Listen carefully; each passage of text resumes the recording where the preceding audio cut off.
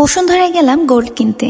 আসসালামু আলাইকুম এভরিওয়ান, আশা করছি আপনারা সবাই অনেক ভালো আছেন। আলহামদুলিল্লাহ, আমিও বেশ ভালো আছি। আজকের দিনটি ছিল ফ্রাইডে। আমি আর আমার হাজবেন্ড দুজনে গিয়েছিলাম বসুন্ধরায়। আমাদের কিছু কাজ ছিল, মেইনলি আমাদের কাজ ছিল আমার কিছু পুরনো গোল্ড সেগুলো চেঞ্জ করে নতুন কিছু নিতে। তাই আমি গিয়েছিলাম পাপড়ি জুয়েলার্সে। আগে আমরা গোল্ড গুলো চেঞ্জ করে নতুনগুলো নিয়ে নিলাম। যেহেতু ফ্রাইডে ছিল, আমরা একদম আজানের টাইম বরাবরই কেন জানি ওই টাইমে গিয়েছিলাম। তারপর দেখলাম জামাত শুরু হয়ে গিয়েছে। ফ্রাইডের কারণে কি পরিমাণ ভিড় ছিল সেদিন আপনারা হয়তো ভিডিওটা দেখেই বুঝতে পারছেন। প্রতিটা তলায় প্রচুর পরিমাণে মানুষ আর অনেক সেল অফার ছিল, যার কারণে হয়তো এত মানুষ।